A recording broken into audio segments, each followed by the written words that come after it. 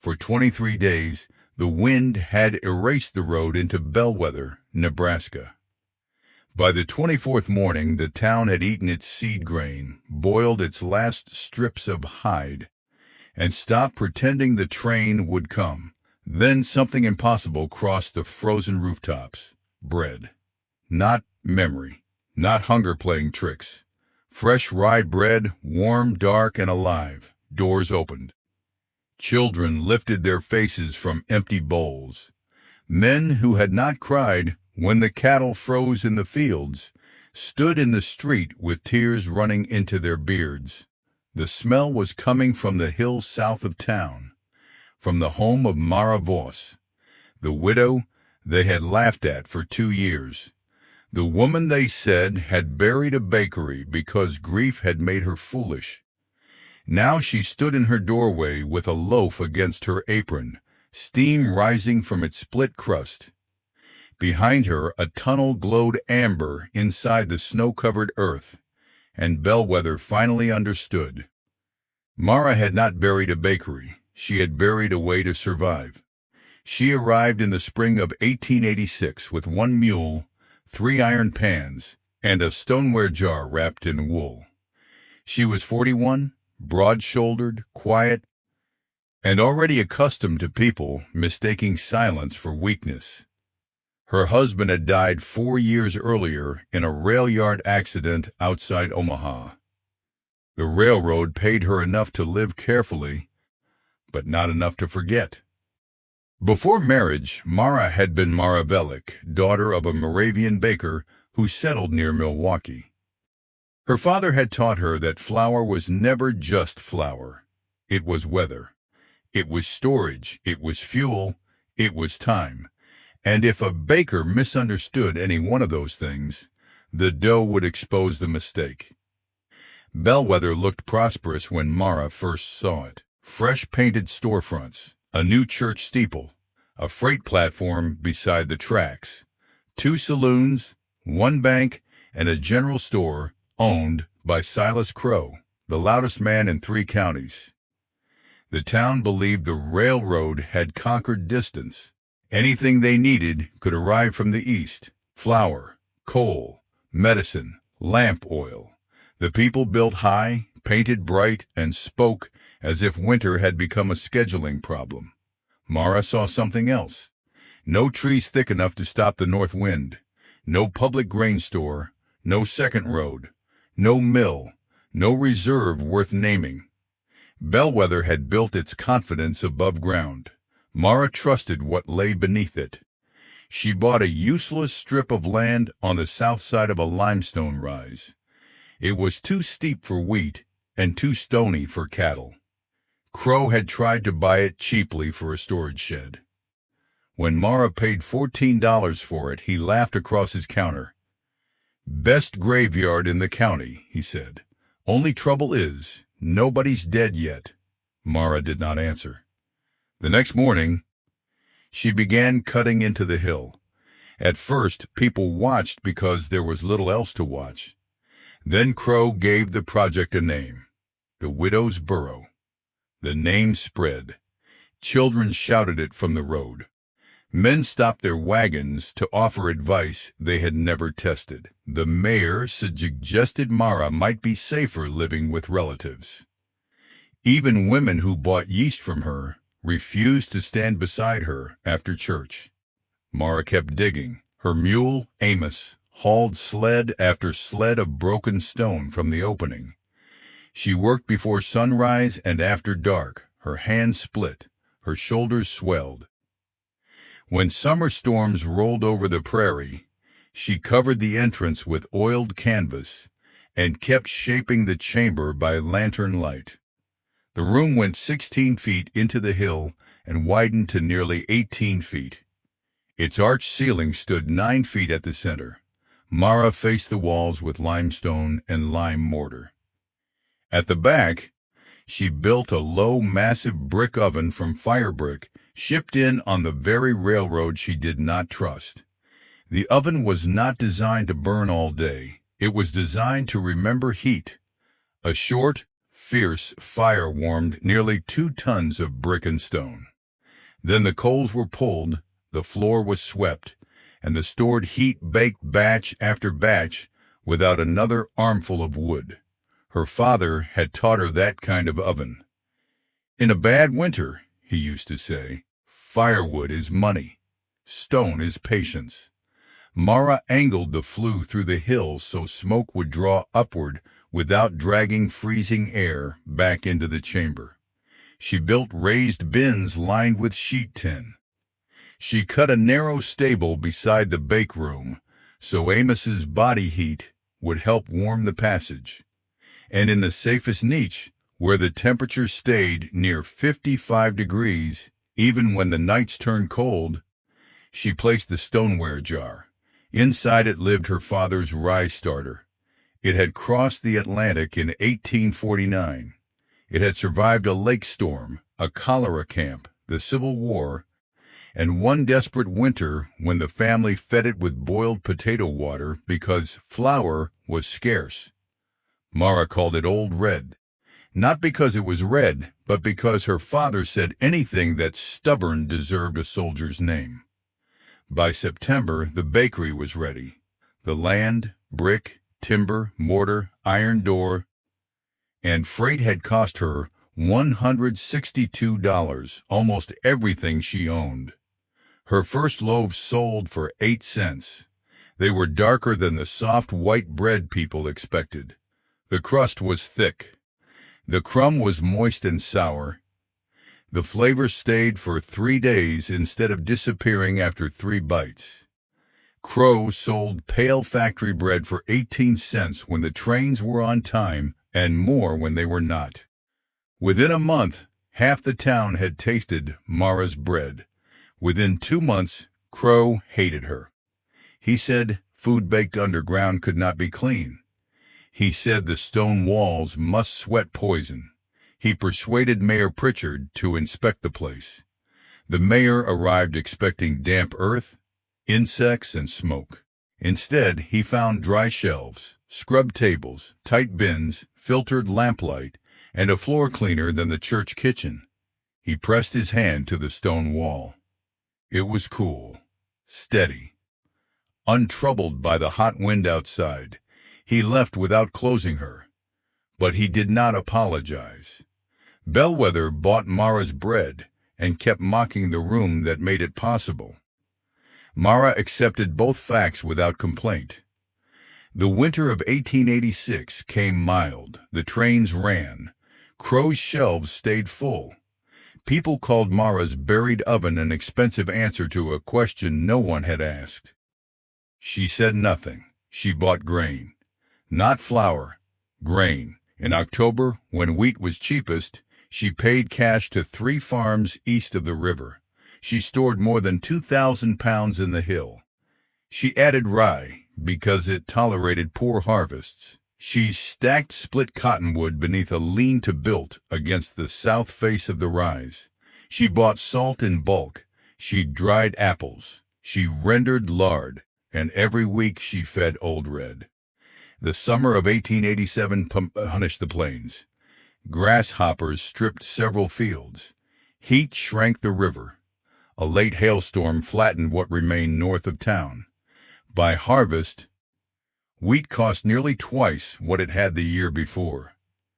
Crow bought every sack he could reach. Then he waited. He understood scarcity as a ladder. The fewer supplies people had, the higher he could climb. Mara understood scarcity as a clock. The fewer supplies people had, the less time remained. She kept her bread at 8 cents. Crow raised flour 3 times before Thanksgiving. He told customers the railroad charged him more. The freight agent said that was a lie. No one challenged him. Crow held the store accounts. He held farm notes. He held half the town by the throat and called it business. Then the warnings began. Prairie dogs sealed their burrows early. Wild geese passed south in black sheets. The first frost arrived before the corn had fully hardened. Old Jacob Rusk, who had trapped along the Platte for 30 years, said the cold was gathering weight. Crow laughed. Cold does not gather, he said. It arrives on a timetable like everything else. Mara bought another 400 pounds of rye. She reinforced the stable door. She packed straw around the grain bin legs. She cut the last of her firewood into short lengths that would burn fast and hot. On November 29th, the sky turned the color of old iron. By evening, snow had erased the freight platform. By midnight, the telegraph line was down. The first storm lasted 3 days. The second arrived before the drifts settled. A freight engine tried to push west from Grand Island and stopped beneath snow taller than its boiler. Bellweather lost the railroad. Then it lost the road. Then it lost the horizon. December, temperatures fell below 25 degrees under zero. Cattle froze standing against fences. Chimneys clogged. Roof beams cracked under packed snow. Crow sold flour at $1 a cup, then $2. A farmer traded a silver watch for 6 pounds. A mother signed away half her spring garden for a sack that had already gone sour. Crow told himself he was preserving order. What he preserved was his advantage. Christmas passed without bells. By the second week of January, families were boiling corn husks. The school closed because children could no longer walk against the wind. The church became a warming hall until its coal ran out. Crow's shelves thinned to salt, buttons, and one dusty bottle of patent medicine. Then even the flour was gone. The ladder he had built from scarcity ended against an empty ceiling. Mara kept baking. The hill held 55 degrees. Old Red bubbled in its jar. The grain stayed dry. The oven held heat exactly as her father promised. Each night, Mara ground wheat and rye in a hand mill until her arms trembled. Before dawn, she mixed dough in a trough, long enough for a child to sleep in. She baked small, dense loaves that wasted nothing. At first, she delivered them in secret, 1 to the rust cabin, 2 to the school teacher, who had 6 children sleeping in her front room, 3 to the section hands stranded near the rail cut, 1 to a woman who had given birth during the first storm. Mara left the bread wrapped in cloth, knocked once, and disappeared into the white dark. She did not hide because she was ashamed. She hid because hunger changes crowds. A loaf given quietly feeds a family. A bakery discovered too soon can become a battlefield. By February, even Mara's careful arithmetic had turned cruel. 312 people remained in Bellweather. She had grain for perhaps 9 more days if everyone received a ration. Longer if the wind broke. Less if panic did. Amos had begun to weaken. Mara fed him from the oats she could have ground for bread. She sat beside him in the underground stable, listening to the wind thud against the outer door. For the first time, doubt entered the room. Not doubt about the oven, not doubt about the grain, doubt about people. The town had mocked her. Crow had tried to shut her down. The mayor had called her unstable. Women had crossed the street rather than greet her. Now the same people would come hungry enough to tear the shelves apart. Mara held Old Red's warm jar in both hands. Her father had once told her, "A starter survives because it is divided. Keep all of it for yourself, and one accident ends the line." That was the answer, not secrecy, division, order, shared work. On the morning of February 12th, the wind shifted east. For the first time in weeks, smoke rose instead of flattening against the ground. Mara opened the chimney damper. She fired the oven hotter than usual. Then she baked 40 loaves at once. The scent crossed Bellweather. People stepped into the street. They followed the smell past the bank, past Crow's empty store, past the snow-buried tracks. Silas Crow walked with them. His coat hung loose on his body. The mayor came beside him. Neither man spoke. At the hill they found Mara standing in the doorway. Flour streaked her cheek. Her sleeves were rolled above raw wrists. Behind her shelves glowed in the oven light. Crow looked past her and saw grain bins. Not full, but not empty. His face changed. He understood at once what she had done, and what he had failed to do. "How much?" he asked. Mara thought he meant the bread. "Work," she said. Crow blinked. Mara lifted the loaf in her hands. "There is not enough for foolishness," she said. "There is enough if everyone works and everyone takes the same share." She pointed to the passage. 4 people grind, 2 split wood, 3 carry water. The church keeps the ration list. Children and the sick eat first. No private sacks, no trading, no credit. Crow stared at her. For years, his answer to every shortage had been price. Mara's answer was structure. Mayor Pritchard removed his gloves. "Where do you want me? On the mill," she said. Then she looked at Crow. "You know every family in town. You know who owes what. Today, forget the owing. Tell us who has nothing." Crow lowered his head. "I tried to ruin you. Yes, I called you a grave digger. Yes," he swallowed. "Why let me in?" Mara broke the loaf. Steam rose between them. "Because hunger is already inside you." She handed him half. "That is punishment enough." Bellweather moved into the hill. Not all at once, not without fear. But by noon, the underground bakery had become the only orderly place in town. The handmill turned day and night. Crow split wood until blood stained the handle. The mayor carried water. Women who had excluded Mara from their sewing circle shaped dough beside her in silence. Children stacked cooling loaves on oak shelves. The church bell rang once at each ration hour. No one received much, but no one received nothing. Mara stretched the wheat with rye, then with cracked corn collected from feed bins. She boiled frozen potatoes, mashed them, and folded them into dough to hold moisture. She reduced each loaf by 2 ounces. She counted every scoop. She saved the bran for porridge. Nothing was wasted. The storm held for 6 more days. On the 5th, the last cottonwood pile was low enough to expose the back wall of the shed. Crow found a row of decorative shelves in his store and tore them down for fuel. The mayor followed with the polished railing from the council chamber. By dusk, half the town was carrying wood toward the hill. Bellweather had spent 2 years laughing at what Mara put underground. Now it began sacrificing what it had built above. On February 19th, a railroad crew reached the eastern cut. 2 days later, a snowplow engine entered town behind a wall of steam.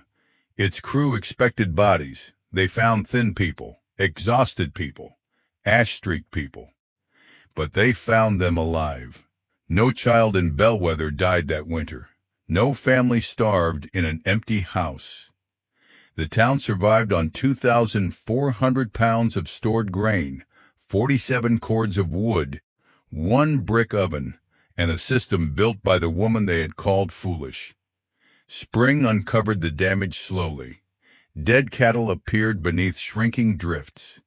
Fences leaned flat. The church roof had to be replaced. Crow's store looked gutted because most of its shelves had become firewood. At the first town meeting after the thaw, Mayor Pritchard stood without notes. He did not call Mara heroic. He did not call the winter a miracle. He used a harder word: failure. He said Bellweather had failed to prepare, failed to listen, failed to distinguish ridicule from judgment. Then he asked Mara what the town should build before the next snow. She answered with a list: a public grain vault, a second well, 3 hill ovens, fuel stores owned by the town, not one merchant, a ration plan written before hunger made the rules. Crow rose from the front bench. He looked smaller than he once had, but not weaker. "My store cellar is dry," he said. "Use it for grain." Mara studied him. "Sell it? Give it." That summer, Bellweather cut 3 chambers into the limestone rise. Mara taught 12 people how to fire a retained heat oven. She divided Old Red into 4 stoneware jars. 1 remained in her bakery. 3 went to the new ovens. Crow became the keeper of the public grain ledger. He never again set a price alone. People stopped calling Mara's bakery the widow's burrow. They called it the warm room. Years later, when storms crossed Nebraska, travelers learned that Bellweather kept bread underground.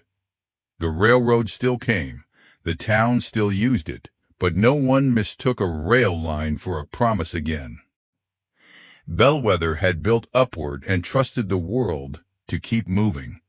Mara built downward and trusted the earth to hold still. When the rails failed, the hill kept its promise.